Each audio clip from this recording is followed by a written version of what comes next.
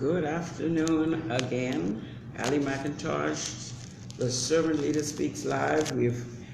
We are trying to get Kendall on. He's been invited. He has been invited to come on. He should be getting that invitation so that we can move on with our discussion. We're going to make sure that he is ready to speak with us on the EPA, on the WTO. Thank you, Julian Smith, for joining us. Hugh Gray joining us.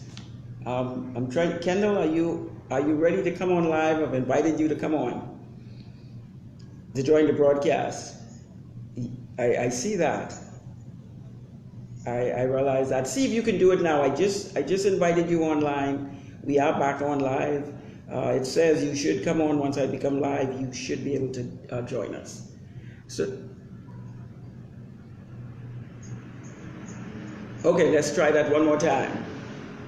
Well, thank you for joining us. We are having what you call technical difficulties, but it's a work in progress. But Kendall is KCX is. I had him on the phone. We wanted to make sure. We wanted to get this information. This is very important to the Bahamian people. We talked a little earlier about the Patelco and the liberalization of Patelco. That's as a result of the country going towards the EPA. And because they were going towards the EPA, they needed to liberalize the telecommunications industry. And so we had BTC being sold to C, part of it being sold to C, cable and wireless. We had the implementation or the coming in of Alive. But basically from that, the union is crying that the government should take back their portion or buy out Liberty, which is part of C, cable and wireless.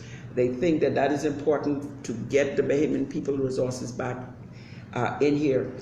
Sometimes when we look at these conventions like the EPA, like the WTO, that we're trying to sign on, while they are calling for liberalization of our, not only the telecommunications, but the utilities, how does that work for us as a people, having those most important utilities being privatized by foreign companies? If it were privatized by Bahamian companies, we won't feel so bad. But it is privatized by foreign companies. That is an issue that has to be a concern for the Bahamian people. I have all along talked about it. I've all along been concerned about it, because if we're going to continue to keep sovereignty in the country, protect our sovereignty, we're going to have to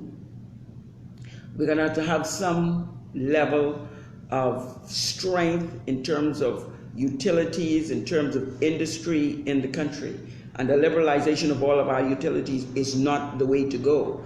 We must and we want to make sure that the country has control of its utilities, like water, like communications, like television. You don't want to privatize these things to foreign elements, because that is when the sovereignty of the nation is compromised. We were talking a little earlier about Grand Bahama. Grand Bahama is almost, like some people say, a small part of what the WTO will look like, where there is bonded areas, there are certain taxes happening in certain areas, and other areas, I guess, being managed by the government of the Bahamas. Since we are on Grand Bahama, let's talk about it just for a little bit. The Grand Bahama Port Authority obviously have been managing Grand Bahama or Freeport area for a very long time.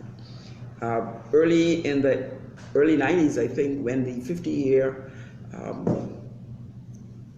contract ran out, the government of the day gave an extension, I think 15 more years extension. I do believe that we must release that. We must not give any further extension for the Grand Bahama Port Authority to govern Freeport. I believe that that must be returned to the municipality when it comes to granting of license and the taxation. All of that should be in the hands of the government of the Bahamas, because there are Bahamians who live there. It's not just a city that's away from what Bahamians are in, but we can take something from the work of the Grand Bahama Port Authority. It is just that the whole object of the governance of Grand Bahama has to be for the Bahamian people. The Bahamian people has to be not only part, but they have to have advantage. Even the taxes, the fees of the Grand Bahama Port Authority is so astronomical that the Bahamian people in Grand Bahama it's under a weight with the Grand Bahama Port Authority. Now, it is clear, and I'm going to be in deep water as I'm talking about this, that the Grand Bahama Port Authority has been able to support financially both the PLP and the FNM. Edward St. George, and has said that years ago, don't concern yourself because we have both of them. But we have to get to a point in the country where what is good for the country, what is good for the nation, is what those who are in power should be facilitating. If the Grand Bahama Port Authority no longer works towards the benefit of the majority of the Bahamian people, then we should look at how we should relate to the Grand Bahama Port Authority. And so I think that we should consider, as we go forward, that all of the people of the Bahamas in the management of the country should have the same level playing field.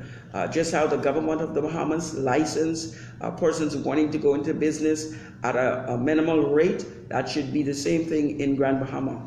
As we see now, the level of unemployment in Grand Bahama, and the people of Grand Bahama hurting at this time, although there were new businesses, as the Prime Minister's office in Grand Bahama said has happened, but we see those very businesses laying off people and then going out of business or going to a time of recess. But the people of Grand Bahama requires much more than what is being given to the people of Grand Bahama. I was out there several months ago, and I was very disturbed in that what happened prior to the election, where people were sleeping in the bazaar, in the Princess Hotel, on the ground, all around the place, wherever they could find, in their cars, on the beaches, that 2 years after a new government, 2 years after the promises of changing this situation, that it still is going on. Now, I'm just talking, and the reason I'm just talking is because our guest can't seem to come online. Every time we get him online, the video freezes. But let's talk about Grand Bahama just for a few minutes. I have vested interest in Grand Bahama. I have family in Grand Bahama, and many of you do too. And I do believe that successive governments have played with Grand Bahama, played with the emotions of the people of Grand Bahama, and promising not only jobs, but promising that they would do some relief. When it comes to mortgage relief, you know how many people have lost their houses in Grand Bahama? These people are people who are working in jobs, children are going to school, and they now have nowhere to live. I do believe we must deal with this situation right away. And we must get some of these people back in houses. The investment of the government, and I'm speaking not only on behalf of myself, but on the Bahamas Constitution Party, we spoke about this prior to the election, that the job of a government and of a BCP government was to get the majority of the Bahamian people who have been put off their house in Grand Bahama back in their homes. The investment has to be made. Because if the people are sleeping in an old hotel, in an old bazaar, in their cars, on the beaches, it means many of them have been divested not only of their houses, but their one solitary investment.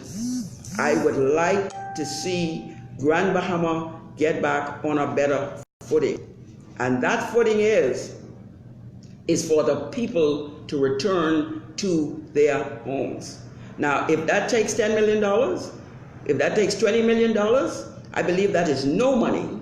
That is very minimal money for the government of the Bahamas to invest to put the people back in their homes. I thought that was the point of mortgage relief when it was introduced.